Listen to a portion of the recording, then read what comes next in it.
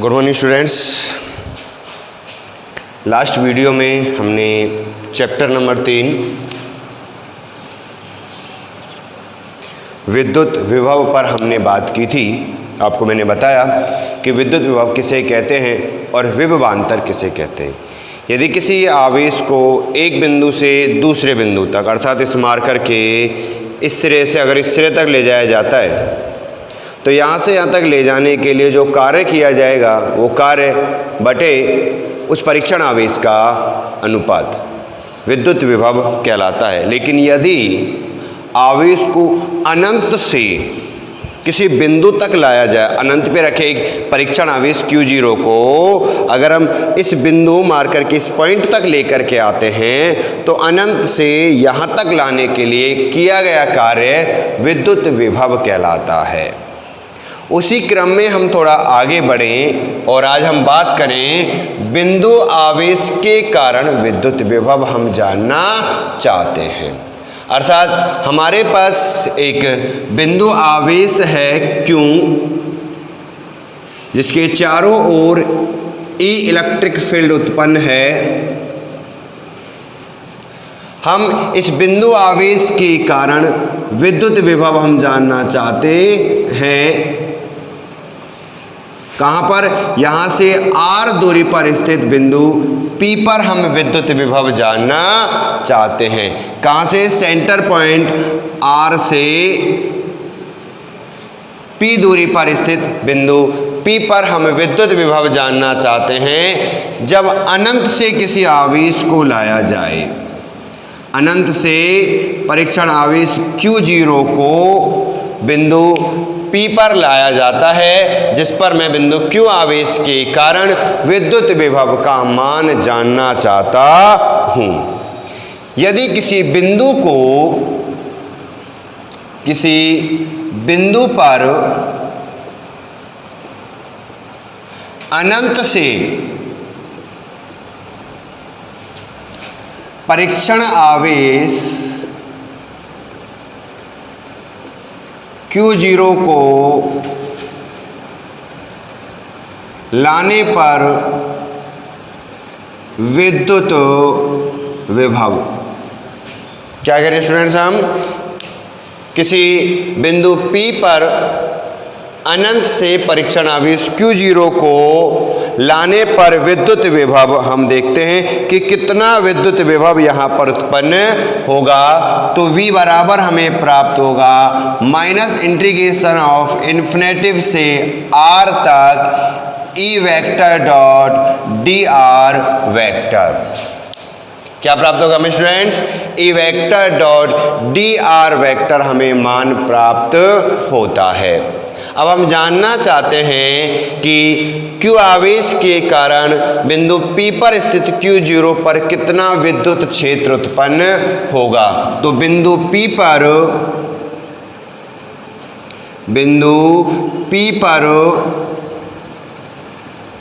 उत्पन्न विद्युत क्षेत्र E बराबर KQ अपॉन R स्क्वायर, इसे कह दिया इक्वेशन नंबर 2। समीकरण 2 से समीकरण 1 में E का मान रखें तो समीकरण 1 व 2 से V बराबर minus the integration of infinitive से R तक E का मान KQ upon R square dot dr vector. अगर हम कहें कि हम K का मान यहाँ लगाएं तो क्या मिलेगा? V बराबर minus integration of infinity to R Q upon 4 pi epsilon naught R square dr।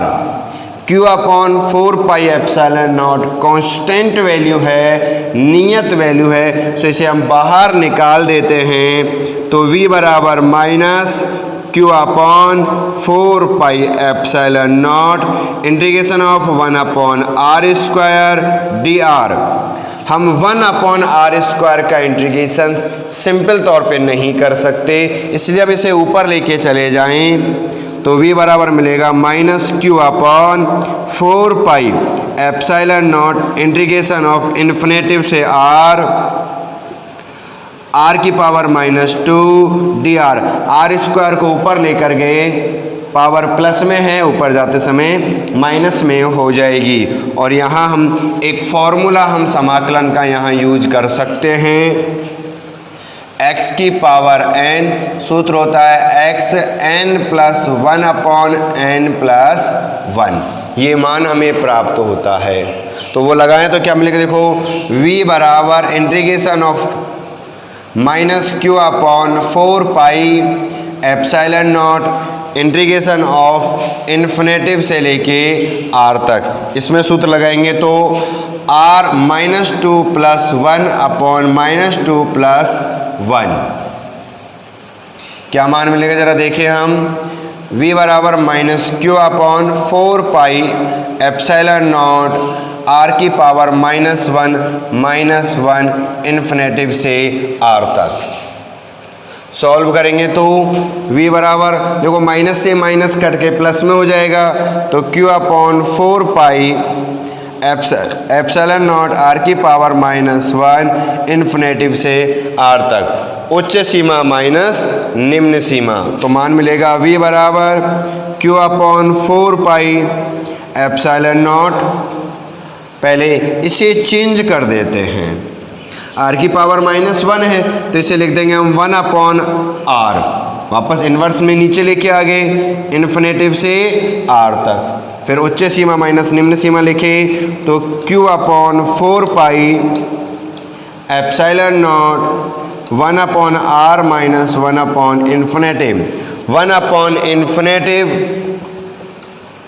0 के बराबर होता है, सो मान बचेगा v बराबर q upon 4 pi epsilon naught r। क्या मान रहेगा स्टूडेंट्स, v बराबर k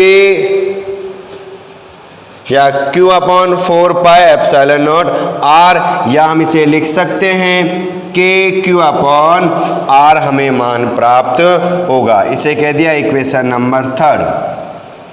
इक्वेशन नंबर 3 से अगर समीकरण 3 से देखा जाए तो समीकरण 3 के अनुसार v is directly proportional to होगा 1 अपॉन r। विद्युत विभव केंद्र बिंदु से दूरी के व्युत्क्रमानुपाती प्राप्त होता है।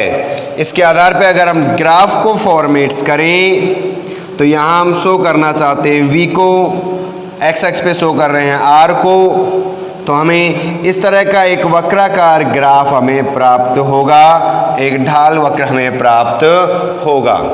या इसी ग्राफ को हम कुछ ऐसे भी इंडिकेट कर सकते हैं कि यहाँ से हमने v और यहाँ हमने 1 अपॉन r को दिखाया, r को नहीं 1 अपॉन r को हम यहाँ पर शो कर रहे हैं, तो हमें ग्राफ स्ट्रेट लाइन के रूप में प्राप्त हो जाएगा। कब, जब आप यहाँ 1 अपॉन r को इंडिकेट करोगे x अक्ष पर। तो इस तरह हम समीकरण नंबर 3 के द्वारा निकाले गए इस रिलेशंस को ग्राफ फॉर्मेट में लिख सकते हैं, और इस मैथमेटिक कैलकुलेशन की सहायता से बिंदु आवेश के कारण किसी बिंदु पर उत्पन्न होने वाले विद्युत विभव का मान भी ज्ञात कर सकते हैं, जिसका मान हमें के क्यू अपॉन क्या प्राप्त होता है स्टूडेंट्स, आर हमें प्राप्त होता है। ये जो आप देख रहे हो ये तरीका आपके पास जो है ये वैकल्पिक तरीका होता है। कौन सा तरीका है स्टूडेंट्स, वैकल्पिक तरीका है। हम एक और मेथड होता है, एक और तरीका है जिसकी सहायता से हम विद्युत विभव का मान ज्ञात कर सकते हैं। कैसे, देखिए जरा, हम इसी मान को एक दूसरे तरीके से, एक दूसरे मेथड से भी हम इसे ज्ञात कर सकते हैं, जिसे सैद्धांतिक तरीका कहा जाता है। कैसे देखें,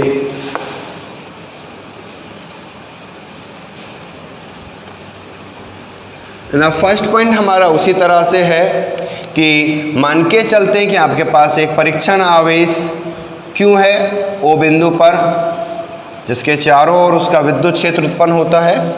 इसके सेंटर पॉइंट O से R दूरी पर बिंदु P पर आप विद्युत विभव का मान जानना चाहते हैं, जहां अनंत से किसी परीक्षण आवेश Q0 को लाया गया है। तो हम इस पर विद्युत विभव का मान ज्ञात करें, उससे पहले हम जानना चाहेंगे कि Q के द्वारा Q0 पे लगने वाला वैद्युत बल कितना है, कितना बल हमें प्राप्त होगा। तो कूलाम नियम से हम F का मान ज्ञात कर सकते हैं, जो कि क्या है,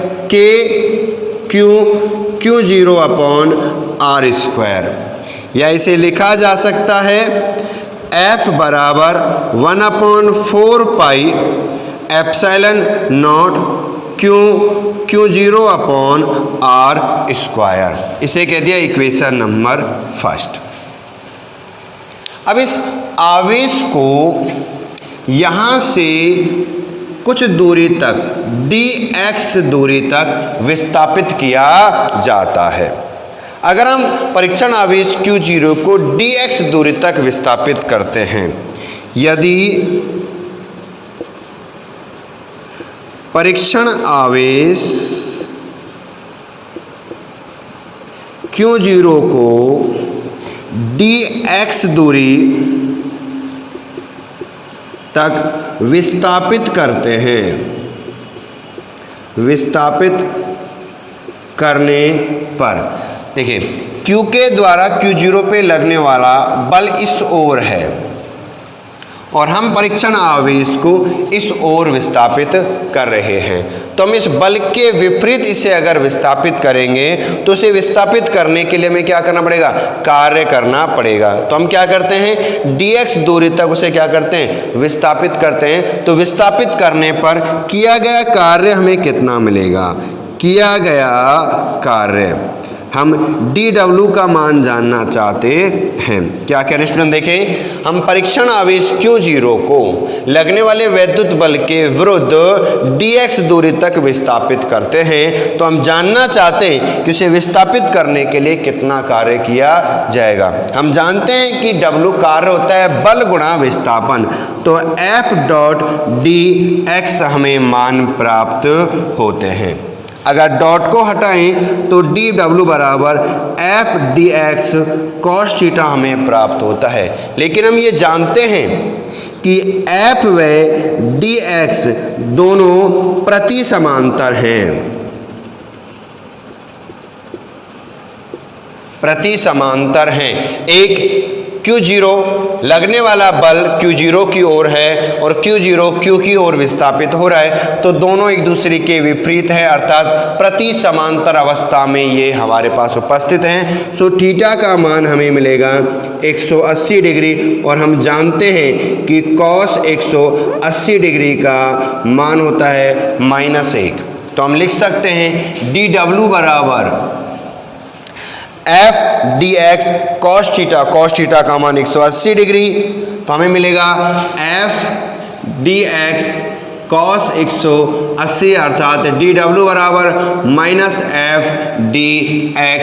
इक्वेशन नंबर थर्ड या सेकंड, किसका मान मिल गया हमें, dw का मान हमें प्राप्त हो गया। तो अब जानना चाहते हैं कि अनंत से r दूर तक लाने में किया गया कुल कार्य हमें कितना प्राप्त हुआ है। पर Q0 को अनंत से r दूरी तक लाने में किया गया कार्य क्या प्राप्त होगा, w बराबर इंटीग्रेशन ऑफ इन्फिनेटिव से r dw। तो आपको मान मिलेगा w बराबर इंटीग्रेशन ऑफ इन्फिनेटिव से r dw का मान -F dx, और f का मान समीकरण 1 से लिख सकते हैं समीकरण 1 से W बराबर माइनस इंटीग्रेशन ऑफ इन्फिनेटिव से R तक Q0 upon 4 pi epsilon naught R square dx। या हम मान निकालें तो W बराबर minus Q0 upon 4 pi epsilon not को बाहर निकाल दिया, इंटीग्रेशन ऑफ इन्फिनेटिव से R तक 1 अपॉन R स्क्वायर dx। अगर हम इसी को आगे सॉल्व करें तो W बराबर minus Q0 upon 4 pi epsilon not, समाकलन करेंगे। अभी आपको मैंने बताया था किस सूत्र से, x की पावर n से, तो सूत्र बनेगा xn plus 1 upon n plus 1। कैसे देखिए, हम सबसे पहले आर स्क्वायर को ऊपर लेके जाएं तो r की पावर बनेगा माइनस 2 dx। W बराबर minus Q0 upon 4 pi epsilon not, इसका समाकलन हमने किया तो x की पावर n से, तो r की power minus 2 plus 1, minus 2 plus 1, कहाँ से कहाँ तक, अनंत से r तक। आगे सॉल्व करें तो W बराबर minus Q0 upon 4 pi epsilon not, इसे सॉल्व किया तो हमें मान मिलेगा r की पावर माइनस 1 अपॉन माइनस 1 अनंत से r तक। सो W बराबर माइनस से माइनस कट जाएगा तो Q0 upon 4 pi epsilon not 1 upon r infinitive से r तक। देखिए माइनस से माइनस कट गया, r की पावर माइनस 1 को हमने इस तरह से चेंज कर लिया तो हमें मान मिला 1 अपॉन r इन्फिनेटिव से कहाँ तक, r तक। उच्च सीमा माइनस निम्न सीमा, तो Q0 upon 4 pi epsilon not 1 upon r minus 1 upon infinitive. लेकिन हम जानते हैं कि 1 अपॉन इन्फिनेटिव किसका मान है, 0 का मान है। सो हमें मान मिलेगा W बराबर Q0 upon 4 pi epsilon naught R हमें मान प्राप्त होता है। Equation number 3। हम बिंदु P पर क्या जानना चाहते हैं, विद्युत विभव। बिंदु P पर विद्युत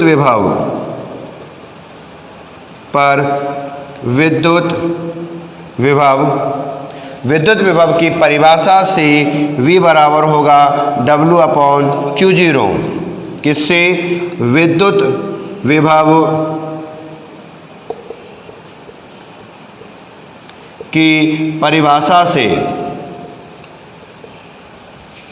क्या मिलेगा, देखिए स्टूडेंट्स, V बराबर W का मान समीकरण नंबर 3 में, तो Q upon 4 pi epsilon naught R। कैसे देखो, Q0 से Q0 कट जाएगा तो आपको V का मान मिलेगा, V बराबर Q upon 4 pi epsilon naught R। Equation number 4।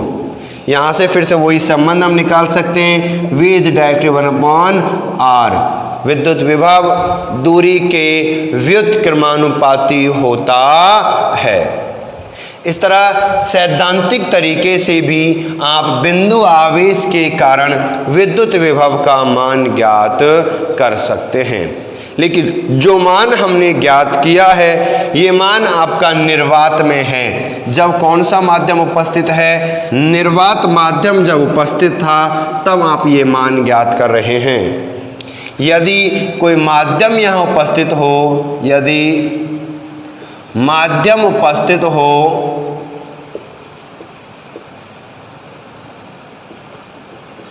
तो क्योंकि हम जानते हैं कि निर्वात में